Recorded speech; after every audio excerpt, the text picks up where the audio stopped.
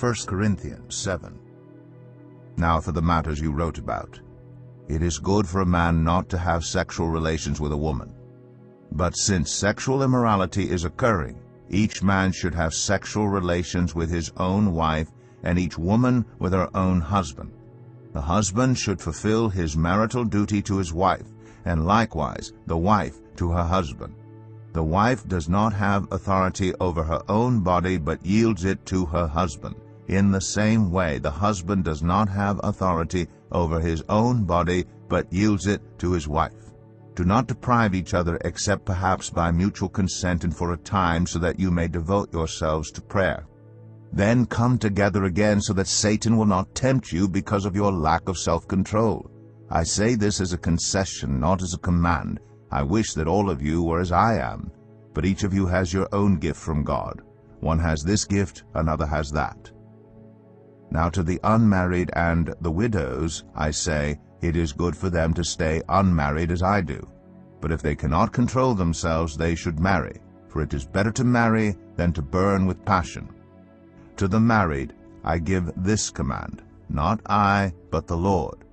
A wife must not separate from her husband, but if she does, she must remain unmarried or else be reconciled to her husband, and a husband must not divorce his wife. To the rest I say this, I, not the Lord. If any brother has a wife who is not a believer, and she is willing to live with him, he must not divorce her. And if a woman has a husband who is not a believer, and he is willing to live with her, she must not divorce him. For the unbelieving husband has been sanctified through his wife, and the unbelieving wife has been sanctified through her believing husband. Otherwise your children would be unclean, but as it is, they are holy. But if the unbeliever leaves, let it be so. The brother or the sister is not bound in such circumstances. God has called us to live in peace. How do you know, wife, whether you will save your husband? Or how do you know, husband, whether you will save your wife? Nevertheless, each person should live as a believer in whatever situation the Lord has assigned to them, just as God has called them. This is the rule I lay down in all the churches. Was a man already circumcised when he was called? He should not become uncircumcised. Was a man uncircumcised when he was called? He should not be circumcised. Circumcision is nothing, and uncircumcision is nothing. Keeping God's commands is what counts. Each person should remain in the situation they were in when God called them. Were you a slave when you were called? Don't let it trouble you, although if you can gain your freedom, do so. For the one who was a slave, when called to faith in the Lord, is the Lord's freed person. Similarly, the one who was free when called is Christ's slave. You were bought at a price. Do not become slaves of human beings. Brothers and sisters, each person, as responsible to God, should remain in the situation they were in when God called them. Now about virgins. I have no command from the Lord, but I give a judgment as one who by the Lord's mercy is trustworthy. Because of the present crisis, I think that it is good for a man to remain as he is. Are you pledged to a woman? Do not seek to be released. Are you free from such a commitment? Do not look for a wife. But if you do marry, you have not sinned. And if a virgin marries, she has not sinned. But those who marry will face many troubles in this life, and I want to spare you this. What I mean, brothers and sisters, is that the time is short. From now on, those who have wives should live as if they do not, those who mourn as if they did not, those who are happy as if they were not, those who buy something as if it were not theirs to keep, those who use the things of the world as if not engrossed in them. For this world in its present form is passing away.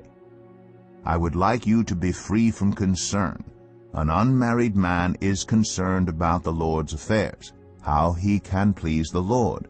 But a married man is concerned about the affairs of this world, how he can please his wife, and his interests are divided. An unmarried woman or virgin is concerned about the Lord's affairs. Her aim is to be devoted to the Lord in both body and spirit. But a married woman is concerned about the affairs of this world, how she can please her husband. I am saying this for your own good, not to restrict you, but that you may live in a right way in undivided devotion to the Lord. If anyone is worried that he might not be acting honorably toward the virgin he is engaged to, and if his passions are too strong and he feels he ought to marry, he should do as he wants. He is not sinning. They should get married. But the man who has settled the matter in his own mind, who is under no compulsion but has control over his own will, and who has made up his mind not to marry the virgin, this man also does the right thing. So then, he who marries the virgin does right, but he who does not marry her does better. A woman is bound to her husband as long as he lives. But if her husband dies, she is free to marry anyone she wishes, but he must belong to the Lord.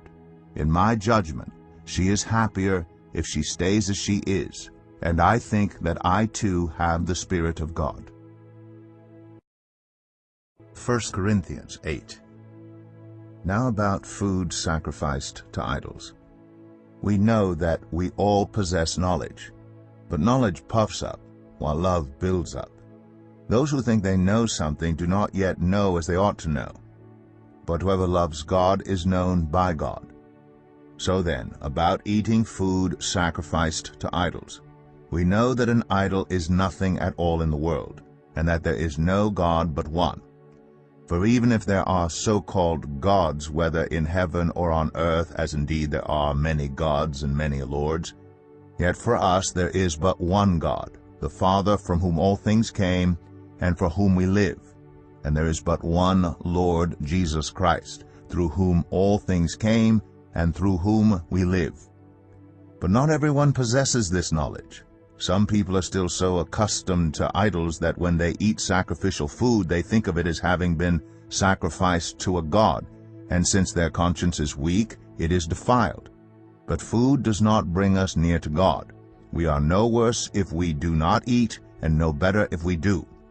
Be careful, however, that the exercise of your rights does not become a stumbling block to the weak.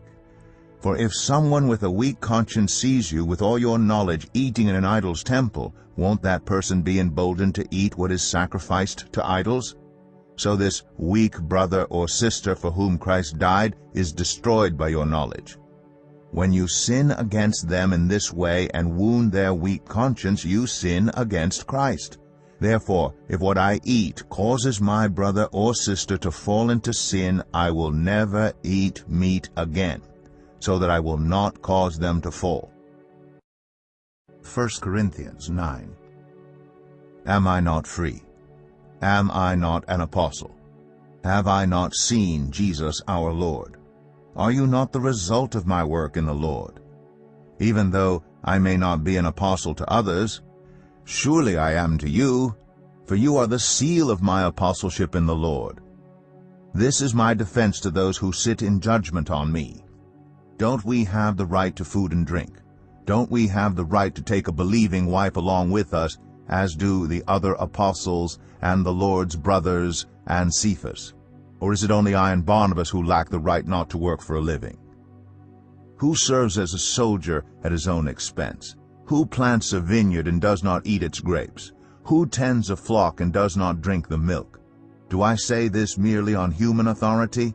Doesn't the law say the same thing? For it is written in the law of Moses, do not muzzle an ox while it is treading out the grain. Is it about oxen that God is concerned? Surely he says this for us, doesn't he? Yes, this was written for us, because whoever plows and threshes should be able to do so in the hope of sharing in the harvest. If we have sown spiritual seed among you, is it too much if we reap a material harvest from you? If others have this right of support from you, shouldn't we have it all the more? But we did not use this right. On the contrary, we put up with anything rather than hinder the gospel of Christ. Don't you know that those who serve in the temple get their food from the temple, and that those who serve at the altar share in what is offered on the altar? In the same way, the Lord has commanded that those who preach the gospel should receive their living from the gospel. But I have not used any of these rights, and I'm not writing this in the hope that you will do such things for me, for I would rather die than allow anyone to deprive me of this boast. For when I preach the gospel, I cannot boast, since I am compelled to preach. Woe to me if I do not preach the gospel. If I preach voluntarily, I have a reward. If not voluntarily, I am simply discharging the trust committed to me. What then is my reward? Just this, that in preaching the gospel, I may offer it free of charge, and so not make full use of my rights as a preacher of the gospel. Though I am free and belong to no one, I have made myself a slave to everyone to win as many as possible. To the Jews I became like a Jew to win the Jews. To those under the law I became like one under the law, though I myself am not under the law, so as to win those under the law.